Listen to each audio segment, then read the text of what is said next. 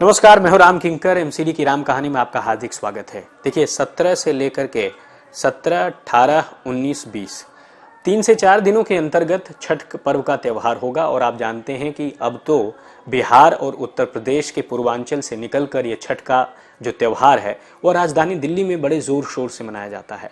लेकिन छठ त्यौहार आए उससे पहले ही राजनीति शुरू हो गई है। अब राजनीति क्यों न हो, क्योंकि छठ व्रती जो हैं वो पूर्वांचल से आते हैं और पूर्वांचल का ये वो वर्ग है जो कि पहले कांग्रेस को वोट दिया करता था, कांग्रेस के साथ था। अब ये धीरे धीरे कांग्रेस से छिटक कर आम आदमी पार्टी के करीब आ गया है। और यही वजह है कि जो है पूर्वांचली वोटर को कोई भी राजनीतिक पार्टी जो है ये चाहती है कि वह नाराज ना हो जाए और इसीलिए जतन करती रहती है। कोरोना काल में तो और ज्यादा ग्राउंड मिल गया था इस अलग अलग मुद्दे पर अपनी अपनी बात रखकर इस पूरे मुद्दे को गरमाने का। लेकिन फिलहाल जो छठ का मुद्दा है वह एमसीडी के बरक्स एक बार गरमाता हुआ दिख रहा है।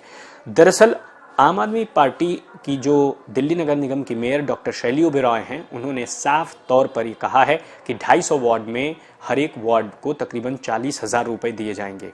और लेकिन ये वो रजिस्टर्ड समितियां हैं, उनको ये पैसे दिए जाएंगे। तो इतना था कि जो बीजेपी का पूर्वांचल मोर्चा है उसने साफ तौर पर यह कहा कि दरअसल समितियों के अकाउंट में ये पूरा पैसा क्रेडिट किया जाना चाहिए। और उन्होंने एक ब्लूप्रिंट की भी मांग कर दी है कि आखिरकार ब्लूप्रिंट दीजिए कि पैसे कब, कहां, कैसे और किस तरह से आएंगे। और साथ ही साथ ये भी कहा है कि जो पार्किंग की व्यवस्था की बात कह रही थी मेयर, कम से कम वह पहले सड़कें तो ठीक करवा दें दिल्ली सरकार से।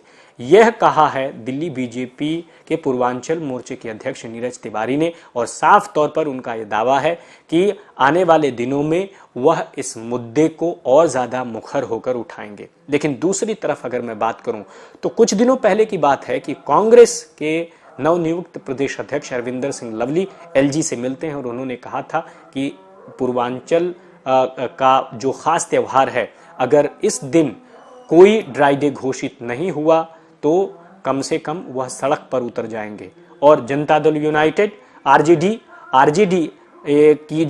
की जो पार्टी है वहां के अध्यक्ष जो है शैलेंद्र कुमार ने साफ तौर पर एक चिट्ठी लिख दी है एलजी को और ये कहा है कि ड्राई डे घोषित करना ही चाहिए। और अगर ये ड्राई डे घोषित नहीं होता है तो साफ तौर पर यह पूर्वांचल के लोगों की भावनाओं से खिलवाड़ होता है।